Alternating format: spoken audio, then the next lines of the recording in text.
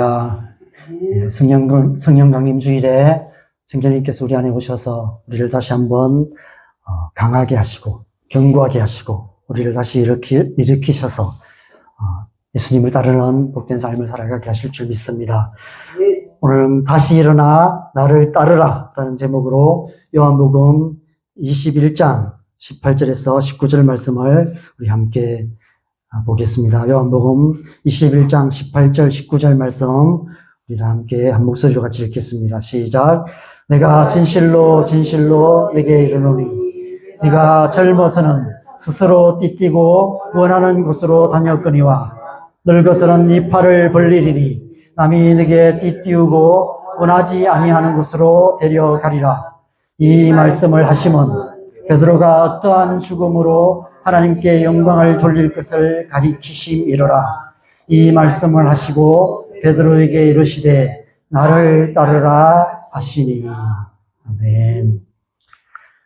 네, 오늘 성령 강림 주일입니다. 오순절 마가의 다락방에 임하셨던 성령의 은혜가 지난 2000년의 교회 역사 속에 충만하게 역사하셔서 하나님 나라를 이루어 오셨고 지금 이 시간에도 저와 여러분 안에도 충만하게 역사하셔서 우리의 삶을 통해서 우리의 가정 가운데 우리가 살아가는 이 땅 가운데 하나님 나라를 이루어가고 계시는 줄 믿습니다. 오늘 함께 나눌 이 본문은 요한복음 마지막 말씀입니다. 제가 앞에 설교들을 쭉 다시 찾아보니까 우리가 요한복음을 처음 시작했던 것이 재작년 11월 둘째 주였던 것 같습니다. 그때 영혼을 살리는 말씀이라는 제목으로 요한복음 1장을 시작을 했는데 마지막까지 한 1년 7개월이 걸린 것 같습니다. 오늘은 이제 다시 일어나 나를 따르라 그런 제목으로 요한복음을 마무리하는 시간을 가지려 합니다. 나를 따라오라. 내가 너희를 사람을 낚는 어부가 되게 하리라. 예수님께서 오래전에 갈릴리 해변에서 빈 그물을 내리는 제자들을 찾아오셔서 베드로와 안드레를 제자로 부르셨습니다. 그들은 예상치 못한 이 갑작스러운 예수님의 부르심에 응답하여서 즉시 그물을 버려두고 예수님을 따르기 시작했습니다. 그날 이후 지금까지 베드로를 비롯한 제자들은 한시도 예수님 곁을 떠나지 않았고 예수님을 따르는 제자의 삶을 살아왔습니다. 엄밀하게 말하면 예수님 안에 충만하게 역사하시던 성령의 은혜가 예수님을 통해서 그들의 삶을 감싸셔서 그들을 안으셔서 그들의 삶을 인도해 오셨던 것입니다. 그들은 알 수 없는 어떤 힘에 이끌려서 지금까지 예수님만 바라보며 살아왔습니다. 그런데 오늘 본문인 요한복음 마지막 장에 기록된 베드로를 비롯한 제자들의 마지막 모습은 우리를 좀 당황하게 만듭니다.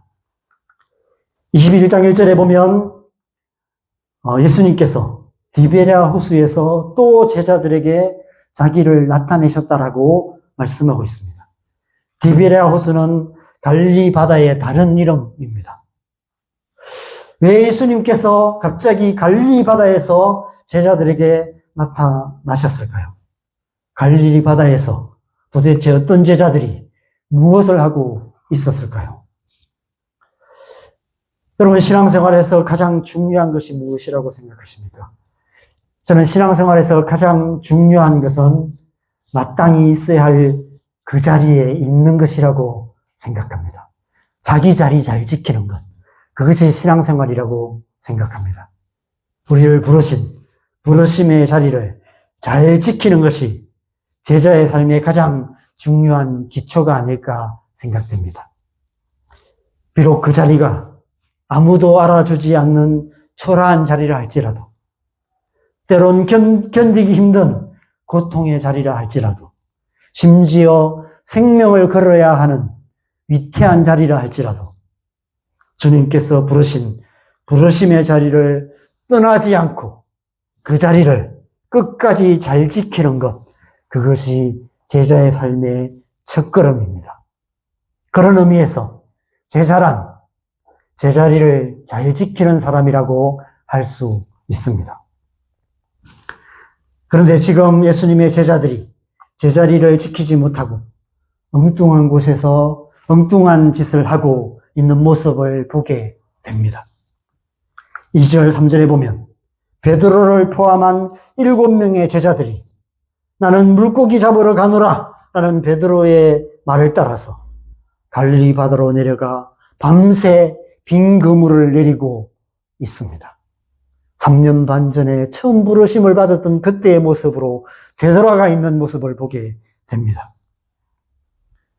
그들은 오래전 바로 그곳 갈릴리 해변에서 예수님의 부르심을 따라서 그물을 버려두고 예수님을 따르는 제자가 되었습니다. 그런데 어찌된 일인지 다시 갈릴리 바다로 되돌아가 밤새도록 빈 그물을 내리고 있었던 것입니다. 그들의 삶이, 그들의 중심이 제자리를 떠나서 다시 처음 그 자리로 되돌아가 버린 것입니다. 예수님을 따르는 제자의 삶이 아니라 부르심의 자리를 잘 지키는 삶이 아니라 먼저 그의 나라와 그 의를 구하는 삶이 아니라 뭘 먹을까, 뭘 마실까, 뭘 입을까 염려하며 내일 일을 위해 염려하며 살아가는 세상 사람들과 별 다를 바 없는 삶으로 되돌아가 버리고 말았다는 것입니다. 많은 그리스도인들이 그런 삶을 살아가고 있습니다. 하나님의 부르심을 따라서 예수님을 믿고 주님 앞에 삶을 헌신하며 그렇게 살아왔지만 어느 순간에 여러 가지 삶의 정황 속에서 다시 옛 삶으로 되돌아가 버리는 부르심의 자리를 지키지 못하고 세상 사람들과 별 다를 바 없는 모습으로 살아가고 있는 우리의 모습을 보게 됩니다. 물론 예수님께서 십자가에 못 박혀 죽으심으로 지금 그들과 함께 계시지 않으셨기에 그럴 수 있을 것도 같습니다. 그러나 그럼에도 불구하고 우리가 이해할 수 없는 것은 앞의 기록들을 보면 제자들은 부활하신 예수님을 2번이나 만났습니다. 지난주 예수님께서는 2번째로 나타나셨을 때 의심 많은 도마에게 못자국 난 손과 옆구리를 보이시면서 믿음 없는 자가 되지 말고 믿는 자가 되라 말씀하셨습니다. 그래서 의심 많은 도마조차도 예수님께서 부활하셨다는 사실을 믿게 되었습니다. 모든 제자들이 부활하신 예수님을 만났고 그래서 예수님이 부활하셨다는 사실을 믿게 되었습니다. 그런데 지금 그 도마까지도 베드로와 함께 갈릴리 바다로 내려가서 밤새 빈 그물을 내리고 있었던 것입니다. 그래서 예수님께서 갈릴리 바다로 다시 찾아오셔서 3번째로 그들에게 나타나셨다라고 말씀하고 있는 것입니다. 여러분, 왜 베드로와 제자들은 부활하신 예수님을 2번씩이나 직접 만나고도 이처럼 갈릴리 바다로 내려가서 빈 그물을 내리는 옛 삶으로 되돌아가 버리고 말았을까요? 이후의 말씀을 보면 예수님께서 3번에 걸쳐서 베드로에게 네가 나를 사랑하느냐라고 물으시고 내 양을 먹이라 말씀하시는 것을 비추어 보면 결정적인 순간에 예수님을 모른다고 3번이나 부인했던 베드로 안에 있던 어떤 실패감, 그런 정죄감 때문이 아니었을까 우리가 추측해 볼 수 있습니다. 그것은 다른 제자들도 마찬가지였을 것입니다. 그들 역시도 결정적인 순간에 예수님을 버리고 자기만 살겠다고 도망치고 말았던 흑역사를 가졌던 제자들이었습니다. 부활하신 예수님을 만났지만 그들 안에 그 실패감과 정죄감 때문에 그들은 다시 옛사람으로 되돌아가 버리고 말았는지도 모릅니다. 그러나 그것이 결정적인 이유는 아니었습니다. 이 일은 앞서 요한복음 13장에서 이미 예수님께서 이미 예언하셨던 일이었습니다. 요한복음 13장에 보면 예수님께서 베드로에게 내가 가는 곳을 너희가 지금은 따라올 수 없으나 후에는 따라오리라 라고 말씀하십니다. 주여 어디로 가시나이까? 예수님께 베드로가 질문할 때 예수님께서 그렇게 말씀하시죠. 내가 가는 곳에 네가 지금은 따라올 수 없으나 후에는 따라오리라. 아무리 베드로가 주를 위하여 목숨을 버리겠나이다라고 호언장담할지라도 예수님께서 말씀하신 그대로 베드로와 제자들은 결국 십자가 앞에서 예수님을 모른다고 부인하고 예수님을 버리고 도망칠 수밖에 없었던 것입니다. 여러분, 만약 다시 기회가 주어져서 다시 십자가 앞에 선다면 달라질까요? 그렇지 않을 것입니다. 우리의 옛사람으로는 결코 예수님을 따를 수 없기 때문입니다. 우리의 어떠함으로는 결코 십자가의 길을 갈 수 없기 때문입니다. 그들은 지금까지 예수님을 따를 수 있었지만, 그들이 지금까지 예수님을 따를 수 있었던 것은 예수님 안에 역사하셨던 성령의 은혜가 그들을 삶 속에 함께 하셨기 때문에, 성령의 역사하심이 그들을 감싸셔서 그들을 이끌어 오셨기 때문에 그들은 지금까지 예수님을 따르는 삶을 살 수 있었습니다. 그런데 여러분, 예수님께서 십자가에 못 박히시는 그 순간을 생각해 보십시오. 여러분, 예수님께서 십자가에 못 박히는 그 순간 예수님께서 엘리 엘리 라마 사박단이라고 외치셨습니다. 나의 하나님 어찌하여 나를 버리셨나이까? 라고 외치실 수밖에 없으셨습니다. 왜 그러실까요? 왜 그러셨을까요? 성령께서 예수님을 떠나셨기 때문에 그렇습니다. 왜 성령께서 예수님을 떠나셨을까요? 예수님께서 십자가에 못 박히는 그 순간은 온 세상의 모든 죄를 다 짊어지신 가장 흉악한 죄인이 되셨습니다. 가장 흉악한 죄인이 되셨기 때문에 성령님께서, 거룩하신 성령님께서 예수님을 떠나실 수밖에 없으셨어요. 예수님을 버리실 수밖에 없으셨습니다. 그 순간 제자들에게 성령께서 함께 하시지 않으셨어요. 제자들이 어떻게 십자가의 길을 갈 수 있겠습니까? 성령의 은혜가 없는데. 제자들이 예수님을 따를 수 없는 것은 당연했습니다. 성령의 은혜가 없이는 그 누구도 한순간도 예수님을 따르는 삶을 살 수 없기 때문입니다. 여러분, 우리도 마찬가지입니다. 우리가 그리스도인이 되었지만, 그러나 우리가 성령의 충만한 은혜가 없이는 한순간도 하나님의 백성답게 살 수 없습니다. 우리가 왜 이렇게 매주 예배에 와서 하나님의 은혜 앞에 나아갑니까? 왜 새벽 기도도 하고 말씀을 읽고 날마다 기도하는 삶을 살아야 합니까? 성령의 은혜가 없이는 우리 하나님의 백성답게 살 수 없기 때문입니다. 그래서 예수님께서 말씀하세요. 지금은 너희가 나를 따라올 수 없다. 왜냐하면 십자가를 지는 그 길은 예수님밖에 갈 수 없으셨어요.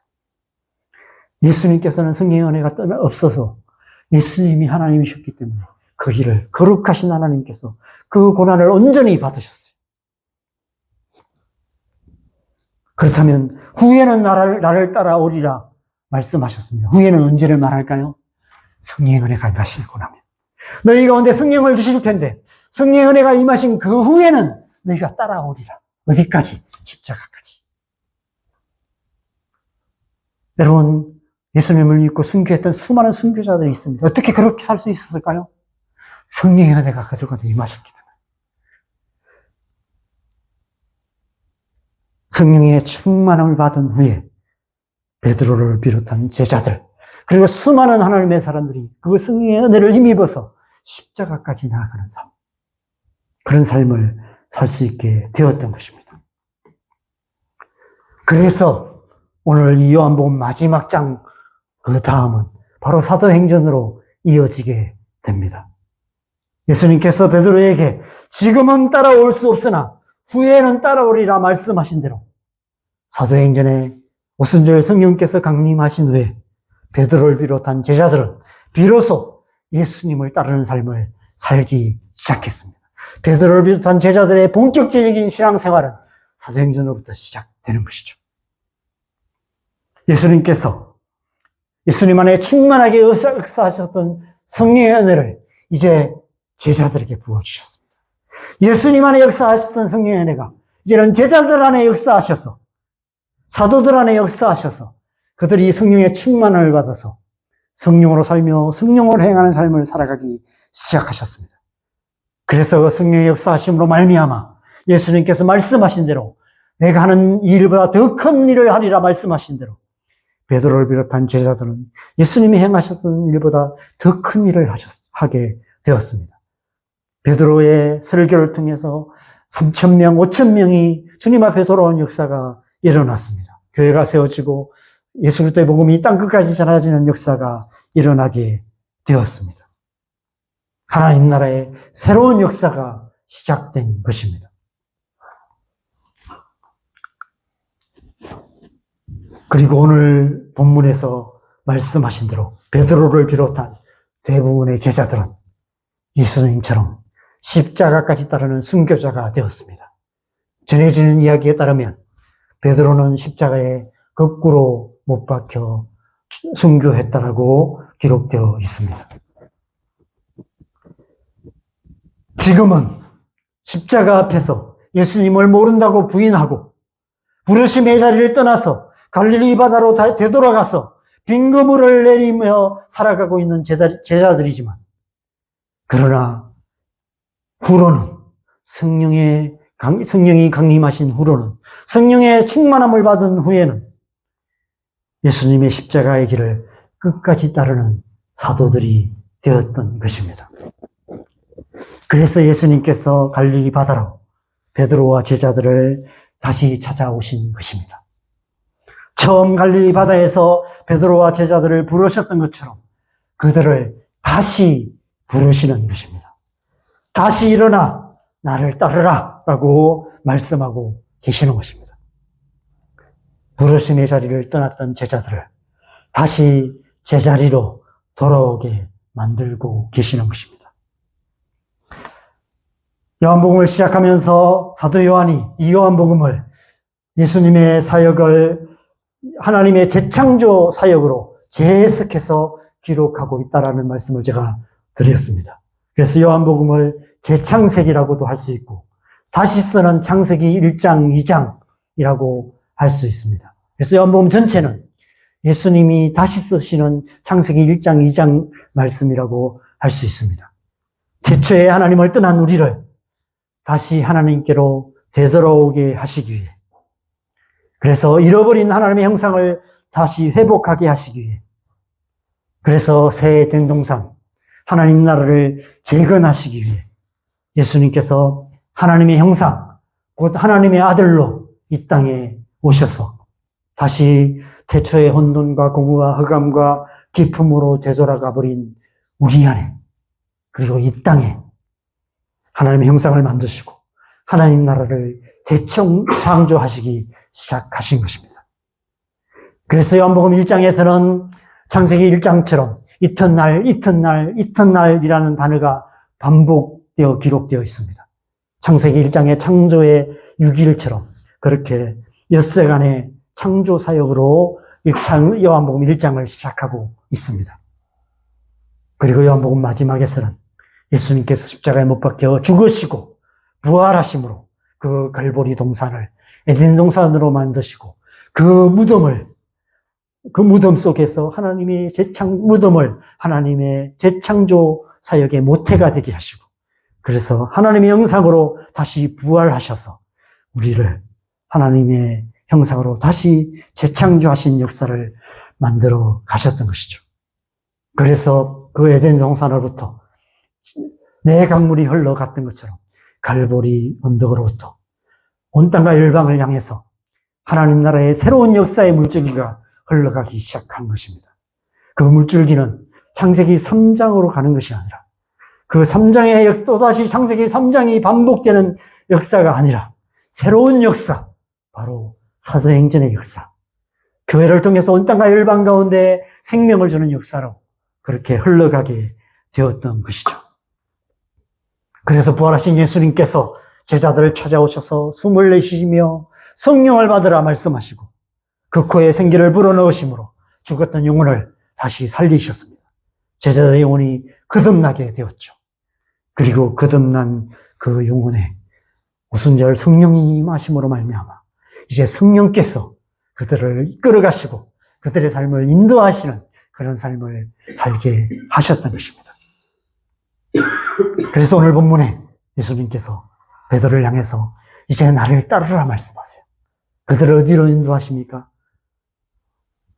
창세기 2장 15절에서 하나님께서 하나님 형상으로 만든 그들을 이끌어서 에덴 동산에 두셨던 것처럼, 그래서 경작하고 지키는 사명을 주셨던 것처럼, 부르심을 자리를 떠나 갈릴리 바다에서 빈금오를 내리고 있는 그들을 다시 부르셔서 그들을 오순절 성령 강림으로 말미암아 시작되는 교회의 역사, 새 에덴 동산, 그곳으로 인도해 가시는 거예요. 거기서부터 하나님 나라의 새로운 역사가 시작되는 것입니다. 그리고 지금까지 2000년 동안 하나님께서 그 역사를 이끌어 오신 것이죠. 예수님 안에 충만하게 역사하셨던 그 성령의 은혜가 오순절 성령 강림으로 인해서 베드로와 제자들 안에 충만하게 역사하시기 시작하셨고, 그들을 통해서 교회가 세워지고 교회를 통해서 하나님 나라의 역사가 지금까지 계속되어 왔던 것입니다. 그리고 이제 저와 여러분 안에 하나님께서 성령을 부어주셔서 저와 여러분을 통해서 우리의 가정 가운데, 우리가 기도하는 그 영역들 가운데, 우리가 들어가서 섬기는 직장의 그 영역들 가운데, 우리가 만나는 사람들 속에 하나님 나라의 역사가 계속해서 흘러가게 된다는 것이죠. 그래서 창세기 2장 마지막 절에 보면 하나님의 창조의 마지막 말씀을 이렇게 기록하고 있습니다. 이러므로 남자가 부모를 떠나 그의 아내와 합하여 둘이 한 몸을 이룰지로다. 아담과 그 아내 두 사람이 벌거벗었으나 부끄러워하지 아니하니라.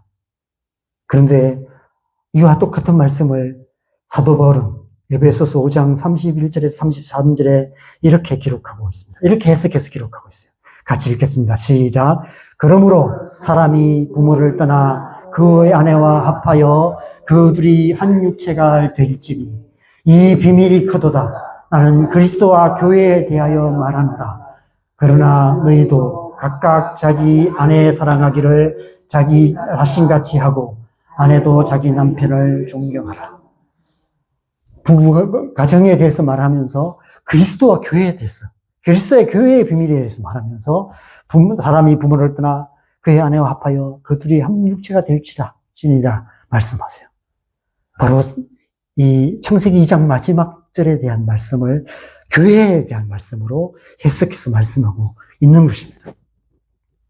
오순절 성령 강림으로 말미암아 이 땅에 세워진 교회가 바로 하나님의 그 재창조 사역의 완성이라는 것입니다. 교회를 통해서 하나님 나라가 완성되어 간다는 것입니다. 다시 쓰는 창세기 1장, 2장 말씀이 다 이루어지게 된다는 것이죠. 교회를 통해서 생육하고 번성하고 충만하여 땅을 정복하고 다스리는 태초의 하나님의 복이 이 땅 가운데 이루어지게 된다는 것입니다. 우리가 성령으로 충만함을 받아서 교회를 통해서 경작하고 지키는 그런 삶을 살아감으로 하나님 나라를 이루어가는 그런 삶을 살아가게 된다는 것이죠.